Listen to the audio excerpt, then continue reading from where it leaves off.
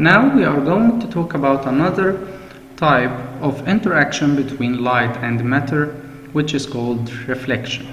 So, what is reflection? Reflection happens when the light bounces off a surface. And we have something called the law of reflection, which states that the angle at which a light wave strikes a surface, which is called the angle of incidence, is the same as the angle at which it is reflected, which is called the angle of reflection. Light follows this law when it is reflected from any surface, whether it's a mirror or a piece of paper. So, you might ask yourself now, why you can't see yourself in a mirror but you can't see yourself in a piece of paper? That's because we have two types of reflection: the regular reflection and the diffuse reflection.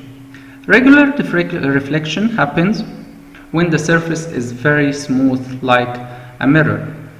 So, as you can see in this picture, regular reflection happens when the surface is very smooth, while diffuse reflection happens when the surface is irregular, like piece of paper, like wood, like wall. So all of these surfaces are not smooth, they are irregular, so they have diffuse reflection. So you can see yourself clearly in a surface which has regular reflection, but you can't see yourself in a surface which has diffuse reflection, because the surfaces which are irregular reflect light in different directions, so they can't form a clear picture of you. And we have something called light scattering.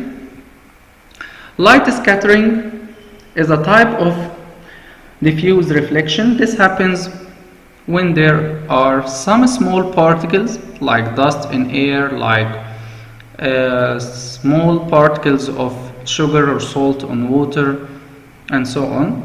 What happens when the light passes through this medium which contains these small particles? The light starts to reflect it in different directions.